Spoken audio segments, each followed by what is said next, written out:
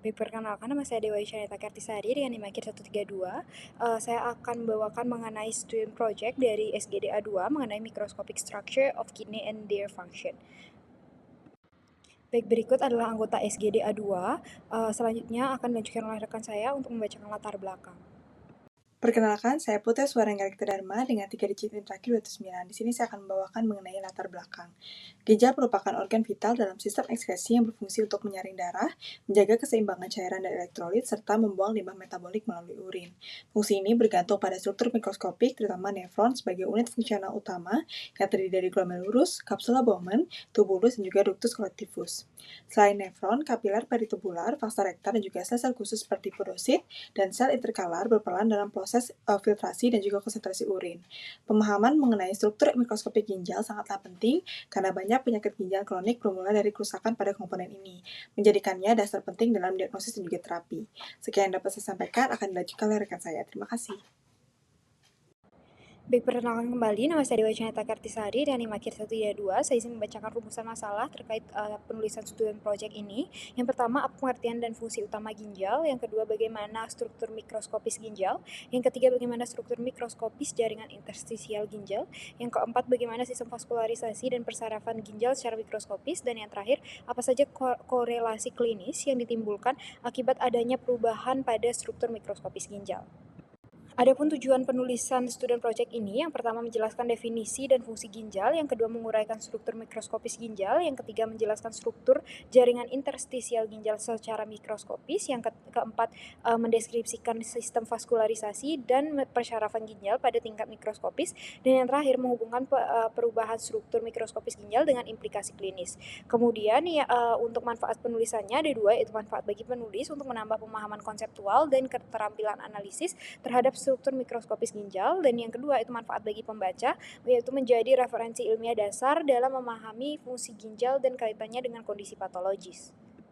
Perkenalkan, nama saya Natasha Catherine Wijaja dengan 3 digit NIM akhir 240. Di sini saya ingin menjelaskan mengenai definisi ginjal dan juga fungsi ginjal. Ginjal adalah organ vital yang berfungsi menyaring limbah metabolik, mengatur keseimbangan cairan dan elektrolit, tekanan darah, serta memproduksi hormon penting seperti eritropoietin dan vitamin D aktif. Fungsi ginjal yang optimal sangat penting untuk menjaga homeostasis tubuh, dan penurunan fungsi ginjal dapat menyebabkan akumulasi racun, gangguan elektrolit, anemia, serta berujung pada penyakit ginjal kronik.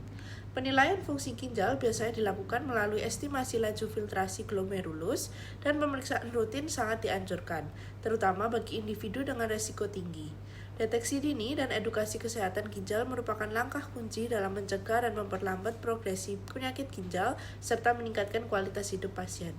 Mungkin sekian dari saya, akan dilanjutkan oleh teman saya.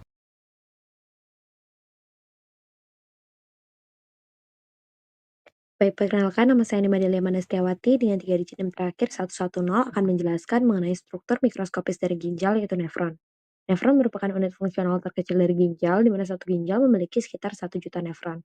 Nefron terbagi menjadi renal corpuscle dan juga renal tubule, di mana renal corpuscle itu tersusun atas glomerulus, kapsula Bowman yang terdiri dari dua lapisan, yaitu lapisan parietal dan lapisan visceral. Kemudian terdapat pembuluh darah arterial afferent dan juga arterial efferent. Kemudian ada vascular pole dan juga urinary pole. Untuk renal tubule terdiri atas tubulus contortus proximal, loop of Henle, dan juga tubulus contortus distal.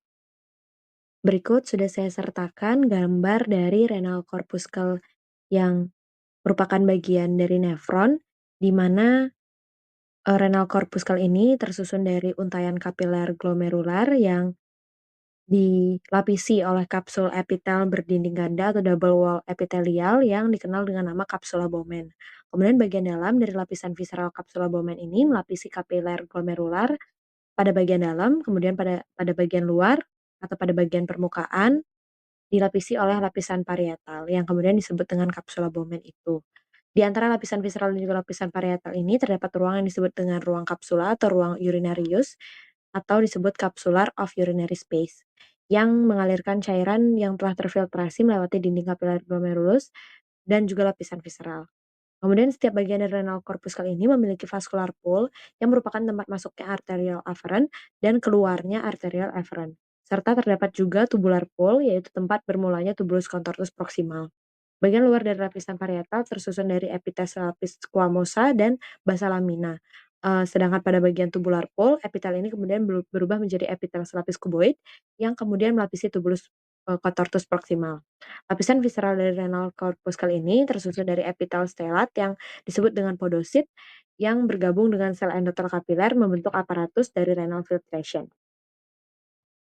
Selanjutnya adalah gambar histologis atau dilihat dari mikroskop mengenai renal corpuscle dan juga renal renal tubule atau bagian dari nefron. Di sini terlihat ada beberapa tubulus dari renal tubule, yaitu ada tubulus contortus proximal atau proximal tubules yang merupakan tubulus yang sebagian besar memenuhi bagian korteks. Tubulus ini berfungsi dalam reabsorpsi dan juga sekresi, di mana sebagian besar air dan juga elektrolit dan sebagian nutrien organik seperti glukosa, asam amino, vitamin, dan juga beberapa nutrien lainnya direabsorpsi di tubulus ini. Molekul-molekul tersebut kemudian disalurkan ke dinding tubular dan kemudian dialirkan kembali ke plasma dari kapiler peritubular. Kemudian ada juga loop of Henle yang dalam hal ini tidak terlihat di gambar, merupakan bagian tubulus contortus proximal yang berlanjut menjadi tubulus proximal yang lebih pendek dan kemudian memasuki medula berlanjut menjadi loop of Henle atau bagian melengkung yang berbentuk U dengan bagian descending dan bagian ascending yang keduanya dilapisi oleh epitel selapis squamosa. Struktur ini dan jaringan ikat interstisial itu berperan dalam menyesuaikan kadar garam dan dari filtrat urin. Struktur sel kuboid pada thick ascending limb dari loop of Henle ini melakukan transport aktif sodium dan juga klorida keluar dari tubulus dengan perbedaan gradien konsentrasi menuju ke bagian yang kaya akan hyaluronat sehingga bagian tersebut menjadi hiperosmotik. Kondisi hiperosmotik ini yang kemudian menyebabkan air mengalir secara pasif dari bagian descending yang akan meningkatkan konsentrasi dari filtrat urin. Kemudian bagian renal tubule yang terakhir yang juga terlihat pada bagian struktur histologis gambar, yaitu adalah tubulus contortus distal atau distal tubules pada gambar. Bagian ascending dari nefron yang memasuki korteks dan membentuk makula densa dan berkelok-kelok kemudian disebut sebagai tubulus contortus distal. Pada struktur tubulus contortus distal ini terjadi absorpsi atau penyerapan natrium yang diregulasi oleh hormon aldosteron yang dihasilkan oleh kelenjar adrenal. Pada tubulus ini terdapat struktur juxtaglomerular apparatus yang bertanggung jawab untuk mengatur feedback mekanisme dari aliran darah glomerulus dan menjaga laju filtrasi glomerulus relatif spontan sehingga dapat mengatur tekanan darah. Demikian penjelasan saya mengenai struktur nefron. Akan dilanjutkan oleh teman saya. Terima kasih. Baik, perkenalkan saya Jane Krisnawasa dengan 3 digit NIM terakhir 203. Di sini saya akan menjelaskan mengenai struktur dari collecting duct. Collecting duct merupakan sistem saluran pengumpul independen yang berperan penting dalam konsentrasi urin dan regulasi hemostasis cairan, elektrolit, serta asam basa tubuh. Collecting duct menerima filtrat dari beberapa nefron melalui tubulus distal dan bermuara ke ductus papillaris yang menuju pelvis renalis. Secara histologis, epitel dari collecting duct di korteks tersusun atas sel kuboid sederhana yang secara bertahap bertransmisi menjadi epitel kuboid tinggi di medula dalam. Terdapat dua sel utama yang menyusun epitel ini, yaitu principal cell atau PC dan intercalated cell atau IC. Secara anatomis, collecting duct terbagi menjadi connecting tubule, cortical collecting duct, outer medullary collecting duct, dan inner medullary collecting duct. Sekian dari saya, terima kasih. Baik, sebelumnya perkenalkan saya Gusti Ayu Agung Amelia Prabawanti dengan nomor 135 akan menjelaskan mengenai jaringan interstisial ginjal. Jaringan interstisial ginjal ini adalah jaringan pasif yang menyokong epitel tubulus dan berada di antara pembuluh darah ginjal dan memiliki peran dalam fungsi ginjal seperti penyerapan kembali dari air dan juga elektrolit serta bertugas dalam respon imun ginjal. Adapun jaringan ini itu terdiri dari 3 komponen, yaitu yang pertama ada sel fibroblast, di mana sel ini itu dapat menghasilkan medulipin 1 yang merupakan senyawa hipotesis yang memiliki efek vasodilator yang dimana bekerja meregulasi tekanan darah. Lalu ini juga menghasilkan sel eritropoietin atau EPO yang merupakan hormon yang dapat merangsang pembentukan sel darah merah dan juga meningkatkan kapasitas pengangkutan oksigen tubuh. Lalu yang kedua itu ada sel makrofag, di mana sel ini tuh berperan dalam immunosurveillance atau dapat terjadinya sekresi sitokin dan juga kimokin, dan selain itu sel ini juga bisa memicu terjadinya fibrosis interstisial ginjal dalam penyakit ginjal kronik. Lalu yang ketiga atau yang terakhir itu ada sel perisit, di mana sel ini tuh berada di sekitar kapiler yang memiliki peranan dalam regulasi aliran darah dan juga stabilisasi dinding kapiler. Mungkin sekian dari saya, terima kasih. Baik, berikutnya adalah penjelasan terkait dengan sistem vaskularisasi mikroskopis ginjal. Sebelum itu, perkenalkan saya Ayu Mas Eka Pratnyani dengan 3 digit NIM terakhir 020. Adapun pembahasan dimulai dari arterial afferent, di mana arterial afferent merupakan pembuluh darah yang merupakan percabangan dari arteri interlobular, di mana bertugas untuk membawa darah ke glomerulus serta berfungsi mengatur tekanan dan juga volume filtrasi dari urin. Selain itu, terdapat pula struktur histologi yang terdiri dari 3 bagian. Yang pertama adalah tunika intima yang merupakan lapisan terdalam dilapisi oleh endothelium fenestrata yang memfasilitasi pertukaran zat. Kemudian ada struktur tunika media yang terdiri atas sel-sel otot polos yang mendukung proses vasokonstriksi dan juga vasodilatasi. Kemudian bagian ketiga adalah tunika adventitia yang merupakan loose to dense irregular connective tissue yang terdiri atas kolagen type 1 fiber atau type 1 collagen fiber, elastic fibers, dan juga fibroblast. Kemudian terdapat pula aparatus juxtaglomerular yang terletak pada bagian terminal dari arterial afferent dekat dengan glomerulus, berfungsi dalam mengatur tekanan darah sistemik melalui sistem renin-angiotensin aldosteron sistem atau RAAS, yang mana dari sistem ini terdiri dari sel juxtaglomerular yang merupakan modifikasi dari sel otot polos yang menghasilkan renin. Kemudian terdapat pula makula densa yang mendeteksi konsentrasi NaCl filtrat. Perkenalkan, nama saya Niko Maratian Greni dengan 3 digit NIM terakhir 023. Di sini saya akan menjelaskan arterial afferent. Arterial afferent merupakan pembuluh darah kecil yang membawa darah keluar dari glomerulus setelah proses filtrasi berlangsung. Arteriol ini memiliki peran penting dalam pengaturan tekanan hidrostatik glomerulus. Adapun struktur histologis, yaitu terdiri dari 3 bagian. Yang pertama ada tunika intima, terdiri dari endothelium pipih, tunika media didominasi oleh lapisan sel otot polos, dan tunika adventitia yang mengandung jaringan ikat longgar. Kemudian di bagian awal arterial afferent itu berdekatan dengan aparatus juxtaglomerular yang berperan dalam sekresi renin, hormon penting dalam pengaturan tekanan darah sistemik melalui sistem renin-angiotensin aldosteron. Izin melanjutkan, perkenalkan saya Tutriana Dewi dengan NIM 22025 11039.